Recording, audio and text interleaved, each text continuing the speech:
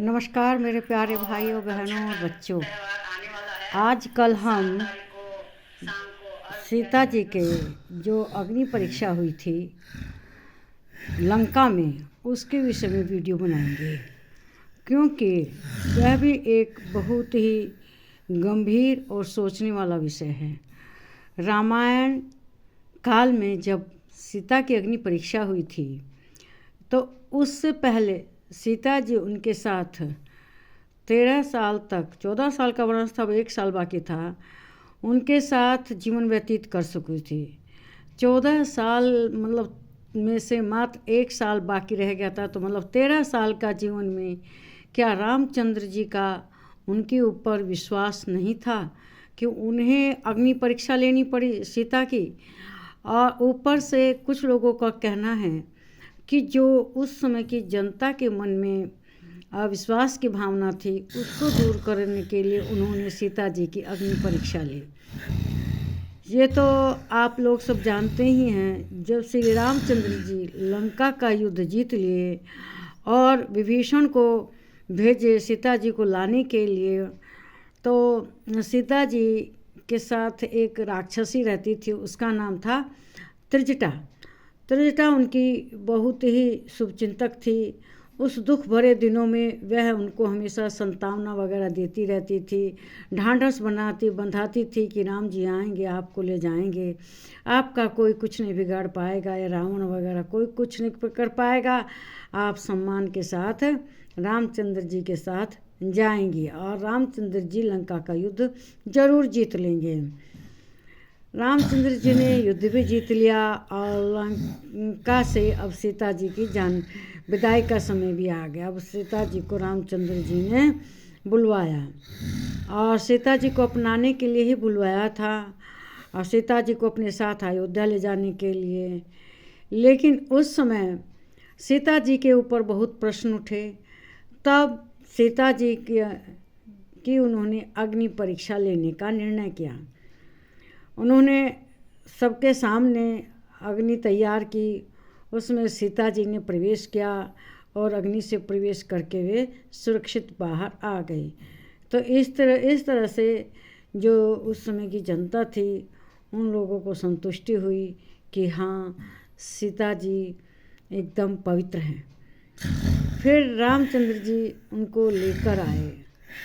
लेकिन जो प्रश्न उठता है उस समय उनकी जो दासी थी त्रिजटा को लेकर बहुत से प्रश्न उठते हैं कि वो राक्षसी होते हुए भी सीता जी के साथ इतनी सहानुभूति क्यों रखती थी, सीता जी की इतनी सेवा में लगी रहती थी, वह उनकी भक्ति करती थी, वह क्यों उनकी भक्ति करती थी।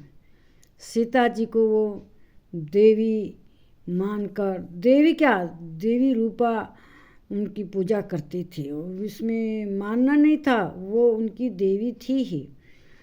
तो वह देवी क्यों थी, सीता जी के प्रति एकदम श्रद्धा भक्ति के साथ क्यों रहती थी। तो इसका कारण ये था कि सीता के साथ जो त्रिजटा नाम की राक्षसी अशोक वाटिका में रहती थी, वह वास्तव में सीता जी के पूर्व जन्म में दासी थी। और जब सीता जी विष्णु भगवान जी के साथ लक्ष्मी रूप में वैकुंठ में रहती थी, तो त्रिजटा भी वहीं रहती थी। एक बार वहाँ पर ऋषि के सामने उनसे कोई गलती हो गई, और वो ऋषि बहुत क्रोधी स्वभाव के थे, और उन्होंने क्रोध में कहा, तू राक्षसी हो जा। तो वही अब राक्षसी हो गई थी इस जन्म में, और लक्ष्मी माता सीता जी का रूप में थी। तो सीता जी के साथ उनका रहना स्वाभाविक है, क्योंकि लक्ष्मी जी के साथ भी हो रही थी। और उस समय त्रिजटा का नाम दीप ज्योति था। दीप ज्योति नाम से वो उनके साथ राक्षसी रूप में दासी रूप में रहा करती थी। और जब वे पृथ्वी पर आई और सीता जी के रूप में आई, तो वह लंका में उनकी सेवा करने के लिए साथ में रहा करती थी अशोक वाटिका में। तो यह त्रिजटा कौन थी, पूर्व जन्म में सीता माता की जब वे लक्ष्मी रूप थी, उस समय भी उनकी दासी थी। उन्हें श्राप मिला था। इस श्राप के कारण वे इस जन्म में लंका में राक्षसी रूप में थी त्रिजटा। तो ये तो हुआ उनका संबंध। अब रामचंद्र जी ने जो अग्नि परीक्षा ली उसके संबंध में, तो ये तो उन्होंने लोक दिखावे में उन्होंने सीता जी की परीक्षा ली और सीता जी अग्नि में से होके आई। उनकी पवित्रता सिद्ध हुई कि वे एकदम पवित्र हैं, इसीलिए अग्नि में नहीं जली। लेकिन उसके बावजूद भी वो जब लंका पहुंची तब भी लंका में उनके ऊपर विश्वास मतलब उनके ऊपर प्रश्न उठाए गए। एक बार एक धोबी अपनी पत्नी को मार रहा था, तो वो धोबिन जो थी वह राम जी के दरबार में आई और उसने कहा कि देखिए ये मार रहे हैं। तो धोबी आया, धोबी से प्रश्न किया रामचंद्र जी ने कि तुम क्यों अपनी पत्नी को मार रहे हो, स्त्री जाति पर हाथ नहीं उठाना चाहिए।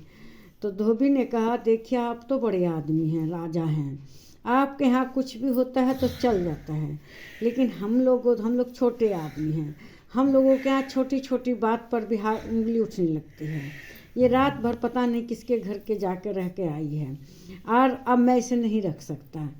तो उनका इसमें कौन अपराध हो गया, किसी के घर पर गई, उसके यहाँ शादी ब्याह का फंक्शन था, रह गई तो क्या हुआ।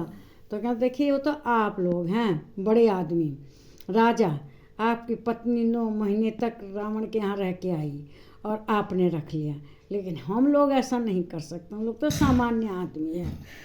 तब जनता का मुंह बंद करने के लिए रामचंद्र जी ने उस समय भी सीता माता को वन में भिजवा दिया था, जबकि उनके उस समय लवकुश नहीं हुए थे और लक्ष्मण जी उन्हें छोड़ के आए। लेकिन उस समय भी हुआ कि भाई जब ये आ रही थी तो इनकी अग्नि परीक्षा हुई लंका में। अग्नि परीक्षा में ये एकदम पवित्र थी, इनका कुछ भी नहीं हुआ आग में। तो कहे कि देखिए वो अग्नि परीक्षा हमने नहीं देखी साधारण मानवों ने, वो अग्नि परीक्षा तो बानरों ने, भालुओं ने, राक्षसों ने देखी, जिनके यहाँ ये नियम कानून कायदे पवित्रता कुछ नहीं होती। मानव के बीच में सब प्रश्न उठते हैं, हम तो साधारण मानव हैं, हमारे यहाँ प्रश्न उठेगा कि हमारी पत्नी कहाँ रही, कैसे रही। साधारण जीवों में तो, राक्षसों में तो इस बात का कोई प्रश्न ही नहीं है। तब रामचंद्र जी उन्होंने वन में निकाल दिया। अब वास्तव में अग्नि परीक्षा की बात एक और है। रामचंद्र जी एक बार वन में थे तो उन्होंने सीता माता से कहा कि देखो अब लीला आरंभ होगी और हम राक्षसों का वध करने के लिए आए हैं। इस रावण ने सभी देव देवताओं को अपना बंदी बनाया हुआ है, लक्ष्मी जी तो इसके यहाँ पानी भरती है, कुबेर भगवान इसके यहाँ नौकरी करते हैं, शनि को इसने उल्टा करके बांध दिया है इसमें, तो इससे सभी देवी देवताओं को मुक्त कराना है। और अब तुम ऐसा करो, तुम जो वास्तविक सीता है तुम इसमें समा जाओ और एक माया की सीता इसमें से अग्नि से प्रकट करो। तो लक्ष्मण जी की अनुपस्थिति में रामचंद्र जी ने जो वास्तविक सीता थी उसको तो अग्नि को दे दिया था और जो माया की सीता थी उनसे ली, और वही माया की सीता अशोक वाटिका में भी रही, सब जगह रही। और जब वे वहाँ से आए तो अग्नि देवता को माया की सीता लौटा दी और जो अपनी वास्तविक सीता थी उसको ले लिया वापस। इस रहस्य को कोई नहीं जानता था। इस रहस्य के जग बजाय लोग सोचते थे कि ये तो भगवान ने अग्नि परीक्षा ली है सीता माँ। हाँ, लेकिन जब वन में गई धोबिन के कारण कहने से वो सीता माता असली माता थी और उन्होंने बड़े कष्ट उठाए वन में, उनके लव कुश हुए वन में, उन्हें पाला पोसा, अकेला ऋषि वाल्मीकि के आश्रम में रहती थी। तो वो सीता माता असली सीता माता थी। तो जो अग्नि परीक्षा थी वो तो उन्होंने माया की सीता को उसमें अग्नि को दिया और अपनी वास्तविक सीता को ले आए। लेकिन जो वन में गई उसके कारण धोबिन के, लेकिन ये धोबी और धोबिन का किस्सा है, ये भी असली नहीं है। ये अयोध्या की जनता नहीं है। अयोध्या की जनता तो इस तरह के प्रश्न खड़ा ही नहीं कर सकती थी। वास्तव में ये शूर्पणखा रूप बना के रहती थी वहाँ पर, धोबी धोबिन का बेंच बना के अपने पति के साथ। इस शूर्पणखा ने ही सीता माता को वनवास निकालने के लिए धोबी धोबिन बन के नाटक किया और सीता माता को वनवास भेजवाया। अगर सीता माता के अग्नि परीक्षा और वनवास के बारे में मेरी बातें आपको सच्ची लगती हैं तो मेरे वीडियो पर कमेंट लाइक कीजिए, शेयर कीजिए और मेरे चैनल को सब्सक्राइब कीजिए, शेयर ज़रूर कीजिएगा। नमस्कार मेरे प्यारे भाइयों, बहनों और बच्चों।